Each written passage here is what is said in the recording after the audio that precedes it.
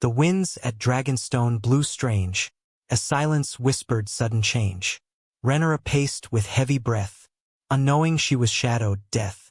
Then through the storm, on wings of flame, the Red Queen soared, and Rhaenys came. Her armor black, her face like stone. She bore the weight of war alone. She landed hard on ancient rock. Her voice a blade, her words a shock. Your father lies in death's dark bed. Aegon wears his crown instead. Rhaenyra froze, her blood turned cold. The truth too cruel, too quickly told. She gripped the wall with shaking hand, as storms broke loose across the land. Within her womb the fury stirred.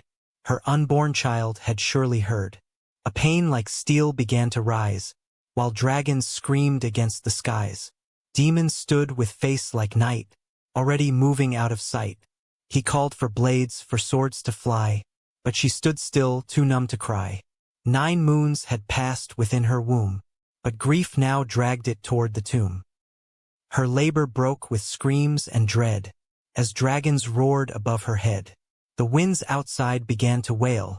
The servants wept, the midwives pale. Her infant came too soon, too torn.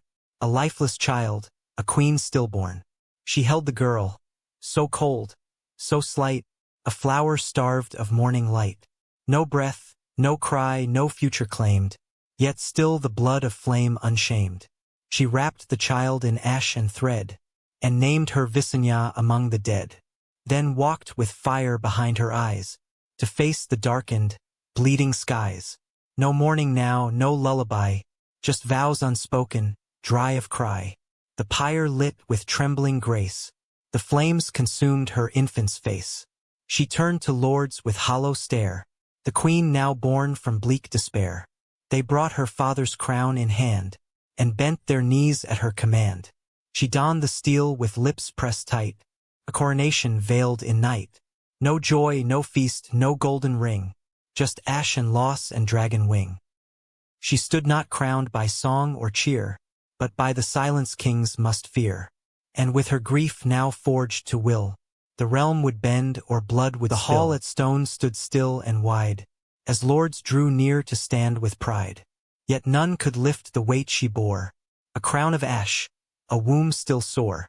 Her eyes held storms, her hands held steel, and those who came began to kneel. No horns were blown, no feast was spread, but oaths were sworn beside the dead.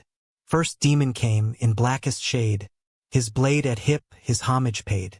He knelt to none in all his years, but bent before her without tears. "My queen," he said with voice of flame, "no stolen crown shall take thy name." And at her side he took his stand, a sword, a prince, a burning brand. Then Corlys came with sea-worn face, the lord of tides from Driftwood Place. "My ships are yours, my banners sworn," he said to her with gaze forlorn. Beside him stood his kin of flame, 2 girls with dragons, bold in name, Baela and Rhaenyra, fierce and true, their blood as black as sky is blue.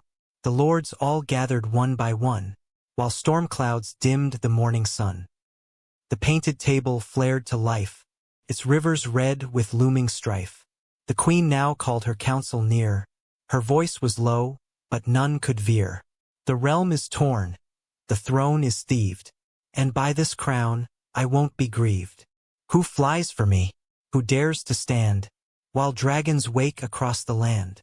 Each house was named, each oath recalled, each bannerman now fate enthralled. "Send ravens north," said Maester Wise, "to Winterfell, where honor lies." "And to the Vale," said Rhaenyra still, "where Arryn blood may bend its will." Demon placed pins upon the board, while knights were armed and dragons soared. "Our foes wear green, but bleed like men, and war shall come, though not just when." The dragons roared in distant sky, their wings like omens flying high. And from that hall the war began, not with fire but with plan.